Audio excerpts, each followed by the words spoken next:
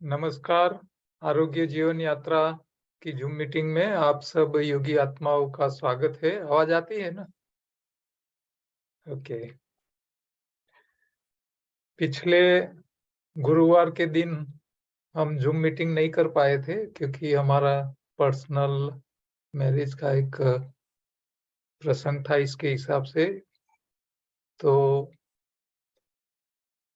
उस दिन गुजरात का इलेक्शन का रिज़ल्ट भी था और हमने नहीं सोचा था इससे अच्छा गुजरात की पब्लिक ने मैंडेट दिया। अच्छा ही है। और इसके बाद तो आप देखिए शेयर बाजार कैसे आगे जा रहा है। सबसे बड़ी बात मुझे आज ये कहने का मन करता है कि 156 आज तक के गुजरात के हिस्ट्री का रिकॉर्ड हुआ। 3 पार्टियां थी, तीनों पार्टियों में अच्छे लोग भी थे, बुरे लोग भी थे कैंडिडेट्स। और दिव्य भास्कर में एक रिपोर्ट आया था कि सबसे ज्यादा बदमाश जिसके ऊपर ज्यादा पुलिस फरियादें है ऐसे कैंडिडेट आप आदमी के थे। वो रिपोर्ट में न्यूज़पेपर में था। भाजपा में भी थे, कांग्रेस में भी थे। इसका मतलब क्या है कि अच्छे लोग पॉलिटिक्स में जाने के लिए तैयार नहीं। ये फैक्ट है। दूसरी बात ये है कि जो वोटिंग हुआ वो पिछली बार जब इलेक्शन हुआ था इससे 2-3% कम हुआ। फिर भी ज्यादा सीटें आई। अच्छा, 63 या 64 के आसपास वोटिंग हुआ था। अब मान लो ये 63 की जगह 75 से ज्यादा परसेंट में वोटिंग हुआ होता तो आप कल्पना करो कि परिणाम क्या होता। क्योंकि वोट वही लोग देने नहीं जाते हैं जो लोग फरियाद करते हैं। हाँ, सुखी लोग जो होते हैं ना ऐसा सोचते हैं मेरे वोट से क्या होने वाला है। और वो लोग काम धंधे के हिसाब से अपनी अपनी जगह में बाहर होते हैं।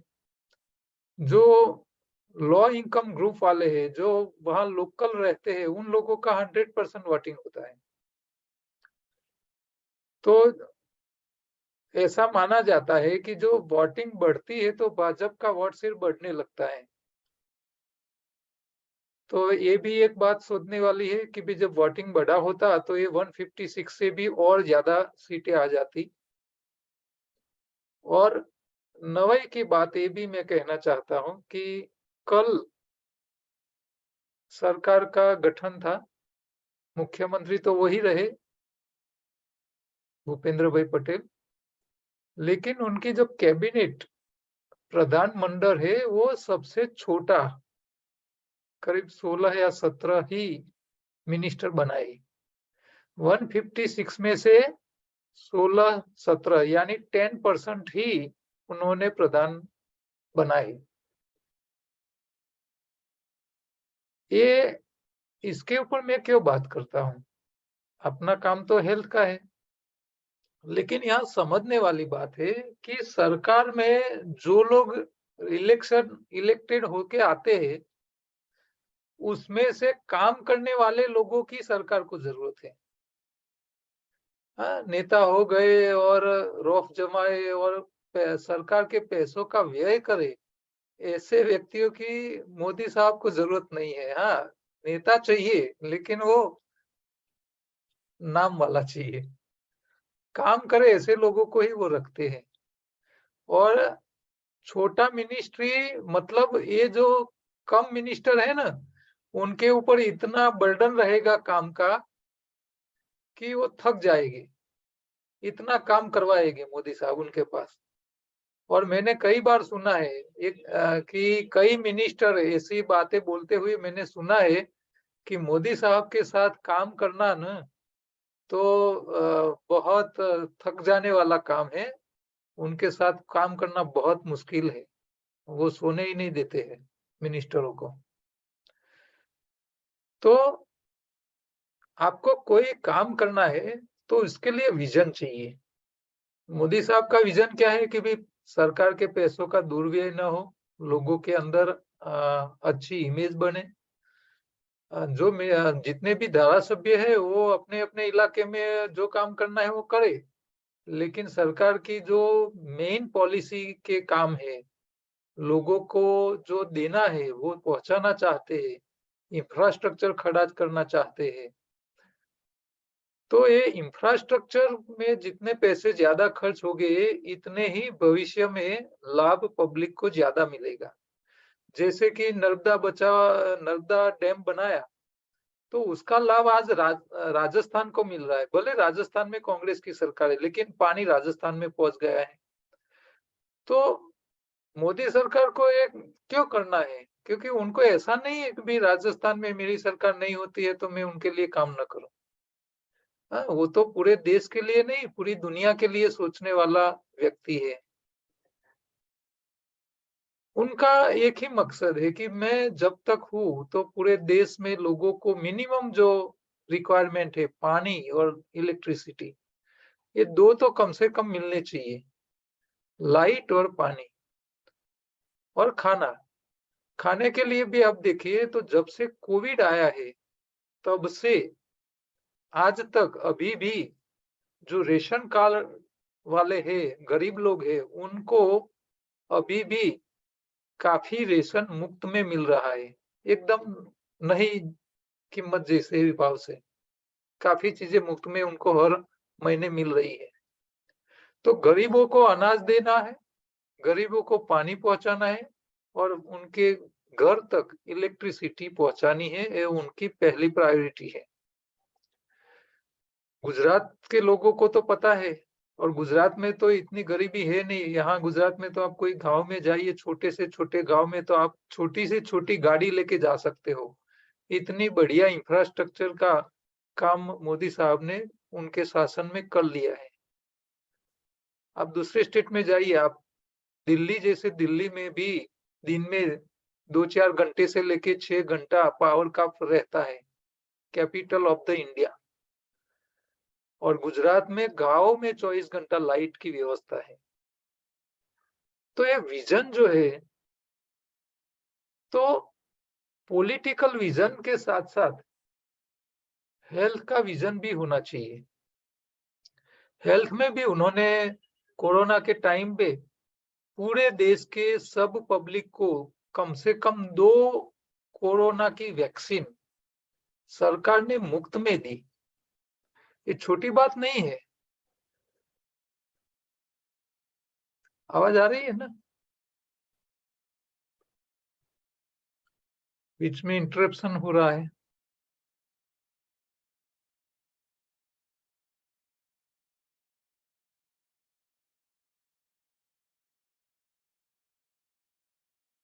हेलो, जिसका वीडियो ऑन है वो जरा मुझे हाथ हिलाए। आवाज आ रही है?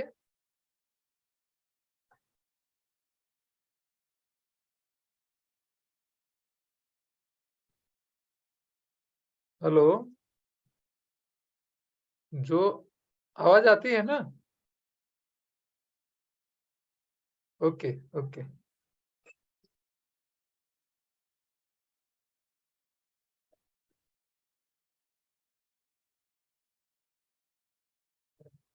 तो हमको विजन, ये विजन बहुत महत्व का है। जैसे मोदी साहब का विजन जैसा है, वैसा आपको अपना एक विजन होना चाहिए। क्या? कि भी मैं जितने साल जीऊं,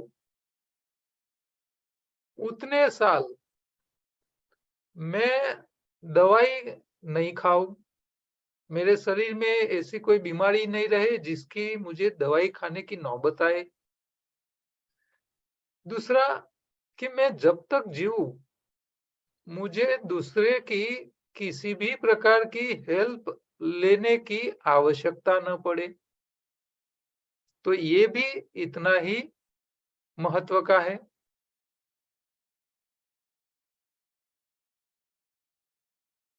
ये भी इतना ही महत्व का है। तो आपको ये विजन तय करना है कि भाई हेल्थ पहले, वेल्थ बाद में। पैसे चाहिए लेकिन वो बाद में, पहले हेल्थ चाहिए। तो जैसे आपको पैसे की आवश्यकता होती है तो आप कुछ सीख लेते हो पैसा कमाने के लिए।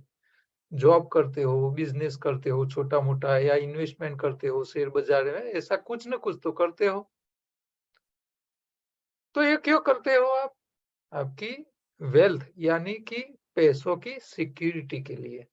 अच्छा, आपके पास ज्यादा पैसा है तो आप क्या करते हो? थोड़ा पैसा बैंक में एफडी करते हो, थोड़े पैसे आप शेयर बाजार में डालते हो या म्यूचुअल फंड में डालते हो, थोड़े पैसे का आप प्रॉपर्टी में इन्वेस्टमेंट करते हो। और बहनों का तो स्वभाव ही है कि बहनों के पास जो भी पैसा होता है वो ज्यादातर गोल्ड में इन्वेस्ट हो जाता है, सोने में। बहनें तो मानती ही है कि भी गोल्ड तो हाँ इमरजेंसी का हथियार है, कभी भी उससे पैसे आप निकाल सकते हो। तो जैसे पैसों के लिए हम अलग अलग जगह, बैंक एफडी से लेके, प्रॉपर्टी से लेके, शेयर बाजार से लेके, सोने जल जवेरात में अलग अलग जगह इन्वेस्ट करते हैं। क्यों? क्योंकि एक में कुछ नुकसान आ रहा है तो दूसरे में से कुछ फायदा मिल जाए। मान लो बैंक एफडी के रेट कम हो रहे हैं तो पैसे आमदनी कम हो रही है। आपने सामने प्रॉपर्टी में पैसे रखे होते तो प्रॉपर्टी का बाजार बढ़ जाता है तो इससे आपको ज्यादा मिल जाता है। अच्छा, शेयर बाजार में थोड़ा रोका है तो वहां के भाव बढ़ जाते हैं तो उससे तो बैलेंस हो जाता है। आपकी जो इनकम की जो सिक्योरिटी है वो थोड़ी प्रूफ हो जाता है कि भाई एक में नुकसान हो गया तो दूसरे का फायदा मिल जाए। तो जिस तरह आप आपके पैसों के लिए जैसे माइंड चलाते हो सिक्योरिटी के लिए, इसी तरह आपको आपके हेल्थ के लिए ये अलग अलग जो तरीके हैं कि भाई एक में नुकसान हो गया तो दूसरे का फायदा मुझे मिल जाना चाहिए। देखो खेडूत भी क्या करते हैं, अपने फार्म में क्या करते हैं, अपने जितने भी फार्म है, खेत है, इसमें अलग अलग क्रॉप लगाते हैं। एक ही क्रॉप के ऊपर नहीं रहते हैं वो लोग, हर में अलग अलग करते हैं। तो वो क्यों करते हैं? सिक्योरिटी के लिए भी। चलो एक क्रॉप में बारिश आ गई, नुकसान हो गया तो दूसरे में फायदा हो जाएगा, तीसरे में कुछ आगे पीछे हो गया, तो ऐसे तीन चार प्रकार के अलग अलग हर सीजन में वो क्रॉप अपने खेतों में लगाते हैं। तो हमारे शरीर में भी जितने फैक्टर अपने हेल्थ के साथ जुड़े हुए हैं, वो सारे फैक्टर के ऊपर आपको ध्यान रखना है। तो वो कौन से है? तो आपको तीन चार बातें याद रखनी है। पहला, चबा के खाने की आदत। वो एक ऐसा फैक्टर है कि जो भी व्यक्ति उसका प्रयोग करेगा उसमें नुकसान का कोई सवाल ही नहीं आता। ये ऐसा इन्वेस्टमेंट है, हाँ, ये एक गारंटेड रिजल्ट वाला है कि भाई कोई लोग बोलते हैं भाई आप रिलायंस के शेयर ले लो, वो कभी आपको नुकसान कभी नहीं कराएगी। क्यों? क्योंकि वो कंसिस्टेंट कंपनी है, हर साल वो अपने प्रॉफिट को बढ़ाते रहते हैं, उसके रेट बढ़ते ही रहते हैं शेयर के। मान लो आपने तेजी में भी एक बार ले लिया है तो 4-6 महीने के लिए आपको वेट करना पड़ेगा, लेकिन दूसरे दिन तो आपको कमा के ही देगा, दूसरे साल कमा के ही दे देगा। तो जो टॉप लेवल की कंपनियां होती है, कंसिस्टेंट कंपनियां बोली जाती है, तो वो नुकसान का सवाल बहुत कम पैदा होता है ऐसी कंपनियों में। तो हेल्थ में भी जो लोग चबा के खाने की आदत में आ जाएंगे, उन लोगों को नुकसान का तो कोई सवाल ही नहीं है। तो जिसमें गारंटेड रिजल्ट है, जिसमें गारंटेड रिजल्ट है, वो काम पहले करना चाहिए या ना करना चाहिए? वो तो पहले ही करना चाहिए। उसके लिए तो आपको शंका रखने की आवश्यकता ही नहीं।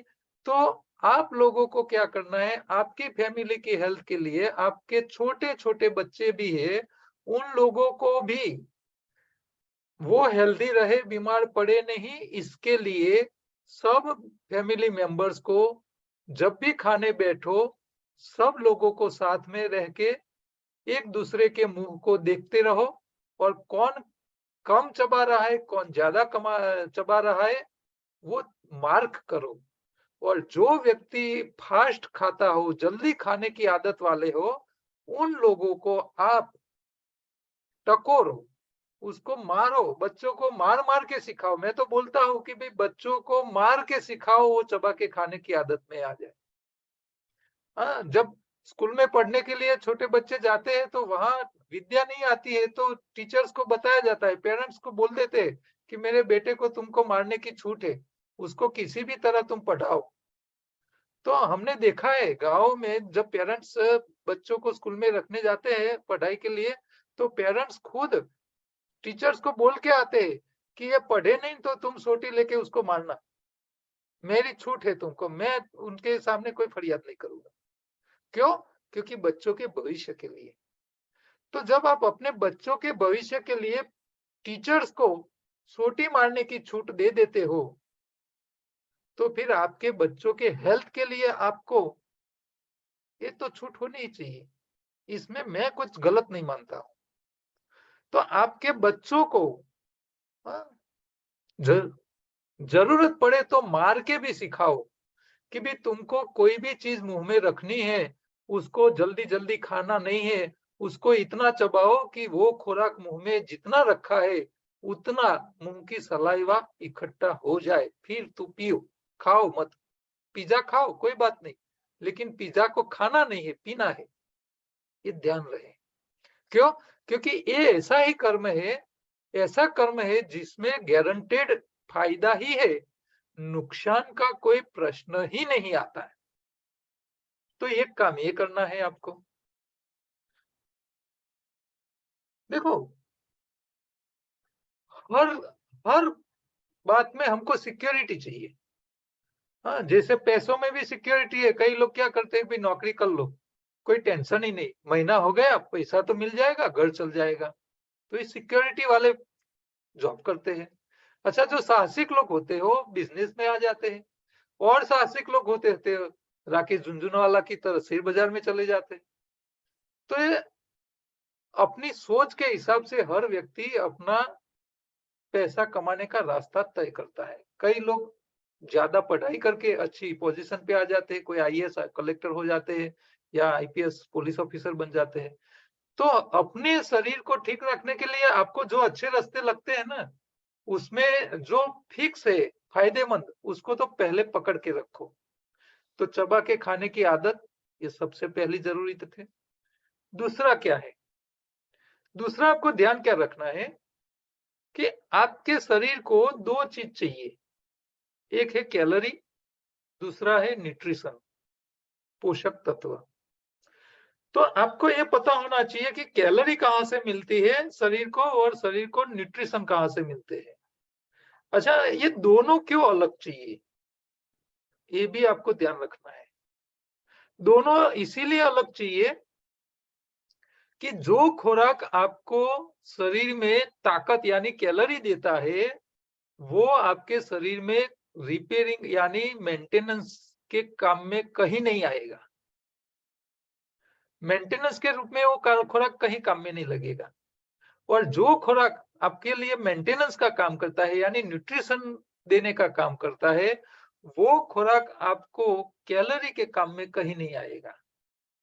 ये बात आपको फिक्स कर लेनी है आपके माइंड में। भले आपने पुस्तक में क्या पढ़ा है, आपके डॉक्टर साहब क्या बोलते हैं, या जो भी जहां भी है, ये बात आपको फिक्स रखनी है कि भी जो न्यूट्रिशन देता है वो ताकत नहीं देगा, जो ताकत देगा वो न्यूट्रिशन नहीं देगा। अब आप भोजन करने बैठो तो आपको न्यूट्रिशन भी चाहिए और साथ साथ में कैलोरी भी चाहिए, ताकत भी चाहिए। तो ताकत कहाँ से मिलती है और न्यूट्रिशन कहाँ से मिलता है? तो एक छोटा सा नियम आपको याद रखना है कि आप जो चीज खाते हो उसको पानी में डालो, और पानी में डालने से वो पानी में तैरता है तो वो न्यूट्रिशन देता है, और पानी में डालने से नीचे बैठ जाता है, वजनदार है, तो वो ताकत देगा। अब मान लो दो चीज आपकी थाली में पड़ी है, एक है खीरा ककड़ी और दूसरा है गाजर या बीटरूट। अब दोनों में हल्का क्या है, वजनदार क्या है? सिंपल सा। तो खीरा काकड़ी वजन में हल्की है तो वो ताकत कम देगी। फिर जो बीटरूट है, गाजर है, कैरेट है, वो वजनदार है तो वो खीरा काकड़ी से ज्यादा ताकत देगा। ये सिंपल सा लॉजिक आपको ये पता चल जाना चाहिए कि भाई ये चीज मैं खाऊंगा तो मुझे थोड़ी ताकत ज्यादा मिलेगी, और ये चीज खाऊंगा तो मैं मुझे न्यूट्रिशन मिलेगा। अच्छा, कुदरत ये भी बताता है कि जितना हल्का इतना न्यूट्रिशन ज्यादा, जितना वजनदार इतनी ताकत ज्यादा। तो हम पत्ती, सब्जी, फल, कंदमूल, अनाज, दाल, ड्राई फ्रूट्स खाते हैं। तो सबसे हल्का क्या है? हरी पत्ती। सबसे वजनदार क्या है? Dry fruits. तो आप जितने भी ड्राई फ्रूट्स खाओगे जिसमें तेल भी होता है, फैट भी होता है, तो ये जितने वजन वाली चीजें है, हाई डेंसिटी वाली, वो कैलोरी देते हैं, वो ताकत देंगे। और जितना हल्का यानी पत्ती, और पत्ती और सब्जी दोनों में हल्का क्या है? हरा पत्ता। सब्जी के कंपैरिजन में पत्ती हल्की है, तो सब्जी में जितने न्यूट्रिशन मिलते हैं इससे कई गुना ज्यादा आपको हरी पत्ती में मिलेंगे। तो आप हरी पत्ती खाने में प्रयोग में लीजिए। आप उसकी चटनी बनाइए, उसका जूस पिए, उसका पाउडर फॉर्म आता है। हाँ, आप भोजन कर लिया, एक गिलास पानी में डाल दिया, मिक्स कर लिया, पी लिया। उसकी गोली भी आ जाती है, तो गोली भी पानी के साथ पी लो, आपको न्यूट्रिशन भरपूर मिल जाएगा। पत्तियों में न्यूट्रिशन के साथ साथ पत्तियों का हरा रंग, जिसको हम क्लोरोफिल बोलते हैं, ये क्लोरोफिल ये क्लोरोफिल जो होता है वो शरीर में जाके नेचुरल हीमोग्लोबिन में कन्वर्ट हो जाता है, और वो नेचुरल हीमोग्लोबिन हमारे शरीर की 5 तत्वों का मैनेजमेंट का काम करता है। तो ये बेसिक नॉलेज जो है वो आपको, आपके फैमिली मेंबर्स को ये बात बतानी है। अच्छा, लोग गलतियां कहाँ करते हैं? मनुष्य हजारों साल से दो चीज खाता आया है। ज्यादातर सब्जी पानी में तैरती है यानी पोषक तत्वों के लिए खाते हैं। अच्छा, अनाज पानी में बैठ जाता है, वजनदार है, डूब जाता है, तो हम ताकत के लिए खाते हैं। लेकिन ये गलती कैसी करते हैं? देखो, लोग जो गलतियां करते हैं कि भाई आप गोभी पत्ता लाए, लौकी ले आए या बैंगन ले आए सब्जी बनाने के लिए, उसको काट दो, काटे हुए को पानी में डालो, तैरेगा बैठेगा? तैरेगा। इसका मतलब पोषक तत्व से भरा पड़ा है। ये आप काटा हुआ खाओगे तो शरीर में न्यूट्रिशन मिलेगा। अब ये काटी हुई सब्जी खानी थी, लेकिन लोग क्या करते हैं, उसको तड़का लगाते हैं, कुकर में डालते हैं, पका लेते हैं, गरम कर लेते हैं, उबाल देते हैं। अब पकाने के बाद आप पानी में डालो, तैरेगी? बैठ जाएगी? बैठ जाएगी। अब जो चीज पानी में बैठ जाती है वो कैलोरी देती है।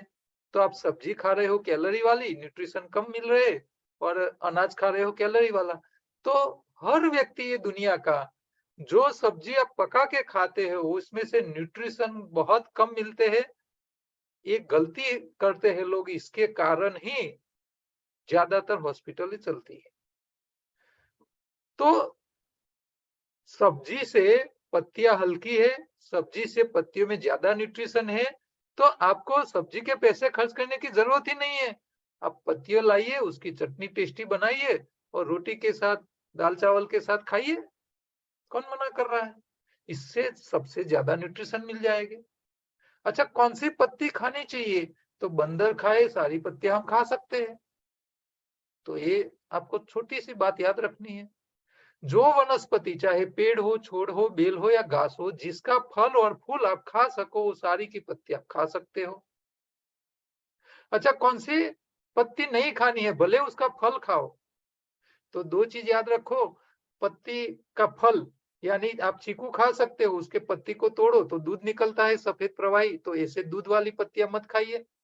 अच्छा, जिसका फल खा सकते हो यानी आप पपीता खा सकते हो, लेकिन पपीते के पान को मुंह में रखो, भयंकर कड़वा लगता है तो उसको मत खाइए। बस यही आपको ध्यान रखना है। तो कड़वा और दूध वाला छोड़ के आपको सारे खाने हैं। अच्छा, दूसरा एक बात ध्यान रखना है, कोई भी चीज जब गर्म होती है तो उसकी प्रॉपर्टी बदल जाती है, और कैसी बदल जाती है उसके दो बात आप याद रखो। कई लोगों को शरीर में क्षार की पथरी होने की एक प्रकृति हो जाती है, तो कई लोगों को किडनी में स्टोन बनने लगता है। अब स्टोन जिसको बनता है उन लोगों को पालक या टमाटर खाने से मना किया जाता है। अब टमाटर को आप उबाल उबाल के खाओगे, सूप बना के पियोगे तो वो पथरी में कन्वर्ट हो जाएगा, शरीर में पथरी बनाएगा। लेकिन वही टमाटर बिना उबाले कच्चे खट्टे खट्टे टमाटर काट काट के खाइए तो वो पथरी को धीरे धीरे पिघालने का काम करेगा। एक ही चीज उबाल के खाते हो तो पथरी में कन्वर्ट होता है, कच्चा खाते हो तो पथरी को पिघालने का काम करता है। दूसरा, मूंगफली के सींग दाने, जिसको हम खारी सींग बोलते हैं, तो खारी सींग आप गरम करके रोस्ट करके खाओगे तो आपकी खराब cholesterol, BP, cholesterol blockage, acidity बढ़ाएगा। लेकिन वही मूंगफली के दाने को, कच्चे दाने को बिना गर्म किए पूरी रात पानी में भिगो के खाया करो, तो आपके शरीर में नहीं एसिडिटी करेगा, नहीं खराब कोलेस्ट्रॉल बढ़ाएगा, नहीं ब्लॉकेज करेगा। तो ये उसके फायदे हैं। तो हर चीज उसको जब आप उबालते हो, गरम करते हो, रोस्ट करते हो तो उसकी एक प्रॉपर्टी बदल जाती है, ये ध्यान में रखो। तो हो सके इतना नेचुरल फॉर्म में खाने का प्रयत्न करो तो समस्या ही नहीं आएगी। ये जो लोग हार्ट अटैक में मर रहे हैं, ये रिफाइंड तेल खाते हैं, उबाली हुई, तली हुई, तड़का लगाए हुए तेल, फ्राई की हुई चीजें ज्यादा खाते हैं, इसके कारण वो हार्ट अटैक में मर जाते हैं। आप कच्ची घानी का तेल खाइए, उसको तड़का मत लगाओ, तड़का लगाओगे तो भी नुकसान ही है, क्योंकि वो सिंग की तरह से गर्म हो जाएगा, तो भी नुकसान। तो ये छोटी बातें आपको याद रखनी है, ठीक है। जिन लोगों को कोई क्वेश्चन है, हमारे पास टाइम है 7-8 मिनट का अभी, तो अपने हैंड रेज कीजिए, मैं यहाँ से अनम्यूट करूंगा। एक राजू भाई संघवी है, अनम्यूट करें।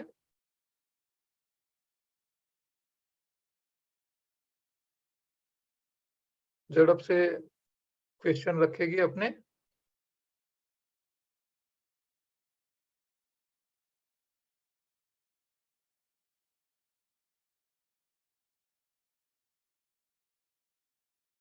राजू भाई बोलिए, मैंने अनम्यूट किया है आपको, आप अपना माइक माइक अनम्यूट करो। राजू भाई संघवी। अच्छा, किसी को है क्वेश्चन? डॉक्टर हरीश भाई,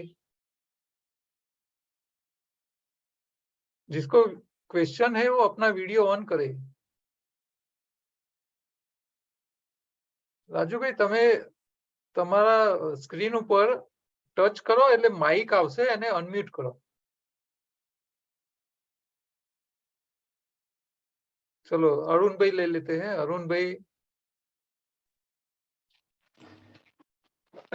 આપણે જેને દાંત નો હોય અને ડેન્ચર પહેરતા ન હોય ને એને તમે ચાવવાનું કહો તો એને કેવી રીતે કરવાનું? હવે જો આપણે બુદ્ધિ વાપરવાની કે માની લો ઉંમર થઈ ગઈ, દાંત નથી, તો હવે દાંત તો નવા આવશે નહીં, તો એનો રસ્તો શું? તો આપણે એવી કોઈ ચીજ ખાવાની જ નહીં જેને ચાવવી પડે, કાં તો ચાવવી પડે એવી ચીજ હોય તો એને મોઢામાં મૂક્યા પહેલા ભગવાને આપણને સરસ લાઇટની વ્યવસ્થા આલી છે, મિક્સરની વ્યવસ્થા આલી છે, તો ક્રશ કરી નાખો અને ક્રશ કર્યા પછી એને ચમચીથી મોઢામાં મૂકો, થોડી વાર મોઢામાં મમરાવો, મોઢાની લાળ ભેગી કરો। જેટલું મહત્વ ખોરાકનું છે એનાથી વધારે મહત્વ લાળનું છે શરીર માટે, બરોબર? તો તમારે જે લોકો ઉંમરવાળા છે, સિનિયર સિટીઝન છે, દાંત કામ ન આપતા હોય એવા બધા લોકોને મારી રિક્વેસ્ટ છે કે તમે ગાજર કે બીટ કે આવી કઠણ ચીજોને સીધી ખાવાનો પ્રયત્ન નહીં કરો, કારણ કે તમે ખાવા જશો એટલે થાકી જશો, અને થાકી જશો તો ખાઈ નહીં શકો વધારે, અને પછી શરીરમાં વીકનેસ રહેશે। એટલે તમારે આવી હમ. ચીજોને ક્રશ કરી નાખવાની, મિક્સરમાં ક્રશ કરી અચ્છા. નાખવાની, ચટણી બનાવી દેવાની, મરી મસાલાને ટેસ્ટ કરી દેવાના, અને પછી આઈસ્ક્રીમ ખાતા હોય મજા કરતા કરતા ખાવાની. અચ્છા અચ્છા, સમજી બરાબર. ગયો. ઓકે, ચલો એસસી પટેલ બોલો.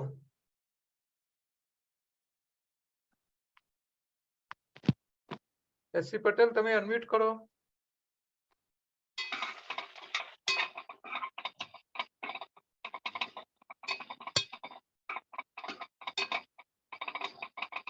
હેલો.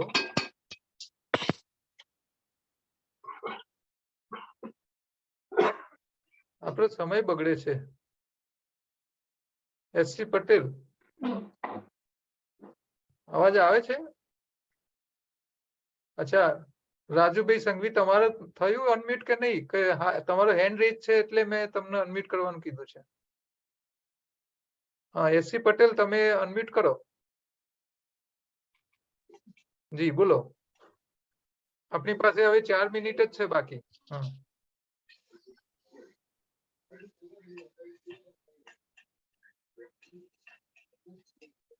તમારું અનમ્યુટ તો થઈ ગયું છે. બોલો એસસી પટેલ બોલો. હા, અમારે 75 ડિસેબિલિટી બાળક છે, એના માટે થોડી માહિતી જાણવી હતી. શું શું કઈ ખ્યાલ ના આવ્યો? 7 વર્ષનું બાળક છે, બોલતું નથી, બરાબર? 7 વર્ષનું બાળક છે, બોલતું નથી. હા, અને ક્યાં? 75% ડિસેબિલિટી છે, 75%. 75% એની કેપેસિટી નથી બોલવાની. હા હા. અચ્છા, હા. અવાજ કરે છે કોઈ? અવાજ કરે છે હસવું, પણ રડવું, બોલી આ શકતો બધું નથી. બોલી શકતો નથી. અને ક્યાં રહો છો તમે? કોક વાર પપ્પા એવું બોલી શકે. પપ્પાને એવું બોલે છે. ક્યાં રહો છો તમે? કોક વાર હું ઘોડાસર. અચ્છા, અમદાવાદમાં છો. તો એક વખતે હા શક્ય હોય તો આવજો ત્યાં. એટલે તમને એમાં જેટલા પ્રકારના ઓપ્શન છે એનું ઇમ્પ્રુવમેન્ટ કરવા માટેના આ બધા તમને હા. ડિટેલમાં અમે સમજાવીશું. ખાસ તો એમને હવે એમાં શું છે કે એને લઈને આવવા એ ટકીને બેસે નહીં, એને એનું તોફાન બહુ લઈને કરે. આવવાની જરૂર નથી, તમારે આવવાનું. હા હા હા. એટલે અમે ઓકે તમારી ઓકે. પાસે 1-1.5 કલાક 1 કલાક બેસીને જેટલા રસ્તા છે બધા અમે બતાવીશું. અને આ બધા રસ્તા ઉપર થોડો થોડો પ્રયોગ તમે કરશો તો હા. બધી બાજુથી થોડો થોડો લાભ મળવાનો ચાલુ થશે. કેમ કે એના ઉપર હું અહીંયા 2 હવે મિનિટમાં અમે નહીં સમજાવી શકું. કેમ કે એમાં બહુ લાંબી થિયરિકલ વસ્તુ મારે સમજી તમને સમજાવીને કહેવું પડશે. પણ એમાં લાભ ચોક્કસ મળશે. એક વખત હવે તમે આવજો. હા, 2 વર્ષ પહેલા જણાબેનની મુલાકાત લીધી હતી આપણે. જી. હવે એમાં ઘઉં, રોટલી, દૂધ તો આપણે બંધ કરેલું જ છે ઓલરેડી. અને અત્યારે ગ્રીન જ્યુસ તમે આપણે પરણ એક આપીએ છીએ, વખતે ના આપીએ. પર્સનલી આવજો ત્યાં. એટલે ડાયટમાં હા શું હા. આપવું અને એને આપણે એક્સરસાઇઝમાં શું શું કરાવવું અને કઈ રીતે કરાવવું એ બધી આપણે ડિટેલમાં ચર્ચા કરીશું ત્યાં. હા બરોબર. બરાબર. હા, હા એટલે ભલે બાળક ના આવે, તમે રૂબરૂ લઈ આવો, તમે આવી જજો. જો તમારે દેખાય ને? હા હા, કઈ વાંધો નહીં. તમે એક વખત આવજો. બરોબર છે. આપણું એડ્રેસ શું છે આપણું? અને મારો નંબર તો છે ને તમારી જોડે? હા હા હા. હા, એના ઉપર વોટ્સએપ કરજો એટલે રિટર્ન મેસેજમાં એડ્રેસ ના આવી જશે, બંને લોકેશન ને address. Okay okay. Shahibaug Dafnala 4 રસ્તા છે. હા હા હા. બરોબર. ચોક્કસ ચોક્કસ. હા. ઓકે. યસ. અચ્છા, બીજા કોઈને હવે 1 મિનિટ થી ઓછો ટાઈમ છે, કઈ ને કોઈ પૂછવું હોય તો?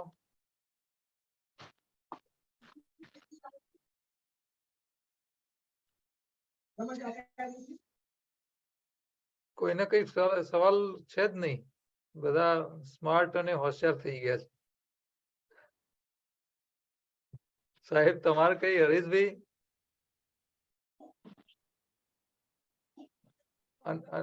બોલો કઈક અમારા વિશે કઈ અભિપ્રાય આપો. હા, અભિપ્રાય તો નહીં, મળીને આનંદ થયો.